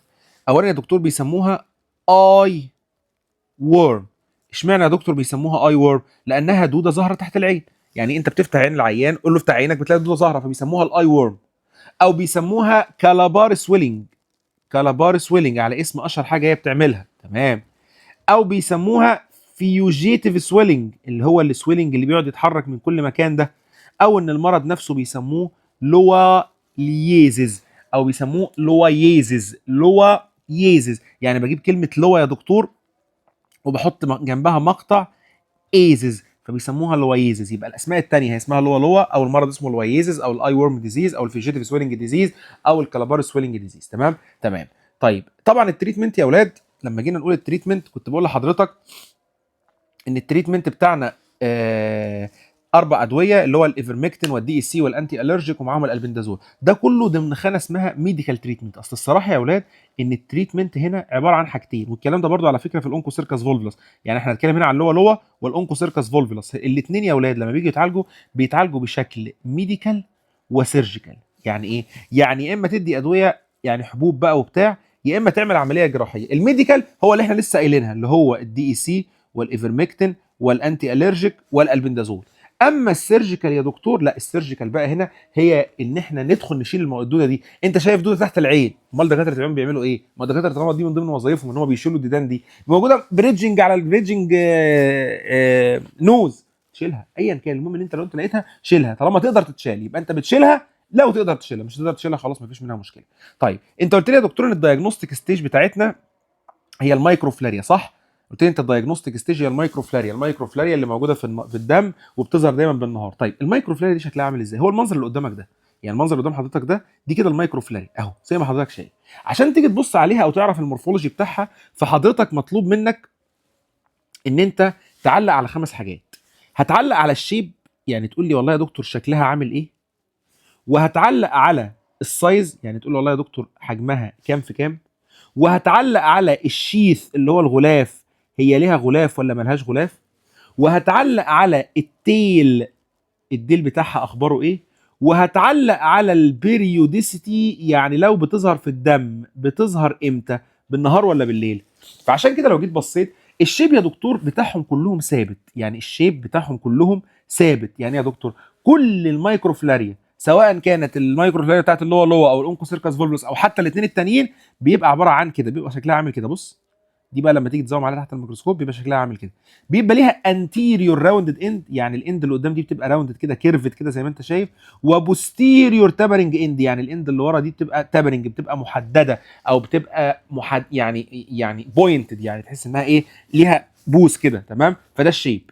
السايز بيقول لك انها 250 مايكرون في 8، 250 في 8 مايكروميتر، اسمها 250 في 8 مايكروميتر. دي بتبقى مغلفه يا دكتور، دي بيبقى لها غلاف، يعني ليها شيت، يعني دي ليها غلاف، حتى يقول لك ان الغلاف دوت انجولار كيرف، يعني بيبقى له زي كيرفات كده، اللي هي الايه، الحته اللي هنا دي كده والحته اللي هنا دي كده، اسمها انجولار كيرف، مش مشكله، او تايت شيت او انجولار كيرف. لما تيجي تبص على التيل، تعالى نمسح اللي احنا عملناه ده، وتيجي تبص يا دكتور، المفروض ان البتاع دي لو انت واخد بالك فيه نقط كتير كده لونها ازرق او لونها بنفسجي، نقط نقط نقط نقط نقط نقط نقط نقط، هتلاقي نقط كتير جدا. تمام، دي كده الهيد، ده الانتيريور راوندد اند اهو. لا خلينا كده نجيب القلم. ده كده يا دكتور الانتيريور راوندد اند اهو، شايف عامل ازاي؟ وده كده البوستيريور تابرنج اند اللي هو المدبب ده. لما تيجي تبص على التيل ده كله اسمه تيل، اللي هو النهايه، هتلاحظ ان النيوكلياي واصله لحد التيل، يعني في بعض المايكروفلاريا بتاعت الديدان الاخرى تلاقي النيوكلياي واقفه هنا وتلاقي الحتت دي فاضيه، لا هنا التيل زي ما انت شايف، ادي 1 ادي 2 ادي 3 ادي 4 ادي 5 ادي 6، حوالي 7 نيوكلياي. فعشان كده يقول لك ان التيل بيبقى فول اوف نيوكلياي، فول اوف نيوكلياي يعني مليان نيوكلياي. يعني لما تيجي تبص على التيل ده، عشان خاطر الناس اللي عايزين يفرقوا ما بين المايكروفلاريا دي والمايكروفلاريا دي، فده بيبقى اس شيب، يعني بيبقى عامل زي منظر الاس شيب ده، عامل كده. تمام، او زيت شيب. وبيقول لك ان هو فول اوف نيوكلياي، بيبقى ايه، فول اوف نيوكلياي. طيب واخيرا البريودستي، لا دي ليها بريودستي، دي بتظهر يا دكتور ات ذا داي تايم، بيقول لك دايورنال بريودستي، يعني بتظهر من الساعه 10 بس صباحا لحد الساعه الثانيه ظهرا. تمام، عشان كده يا دكتور المايكروفلاريا الشيب بتاعها بتبقى انتيريور راوندد اند وستيريور تابرنج اند، السايز 250 في 8، طبعا على فكره نفس السايز اللي هناك، هناك برضه هيبقى 300 في 10، نفس الحجم تقريبا. دي بيبقى ليها شيث يعني مغلفه، التيل هنا بيبقى اس شيبد وفول اوف نيوكلياي، ودي لها دايورنال بيريودست لانها بتظهر في الدم في توقيت معين، بس مش في انهي دم، في البريفرال بلاد توقيت معين. تمام يا دكتور، يبقى احنا كده يا اولاد خلصنا اللي هو المره الجايه ان شاء الله هناخد بقى الكلينيكال بيكتشر والدايجنوستس والتريتمنت بتاعت الاونكوسيركس فولفيلاس، وناخد معاها الدرانكيولوس ميدينيزز. موفقين يا حبايبنا، السلام عليكم.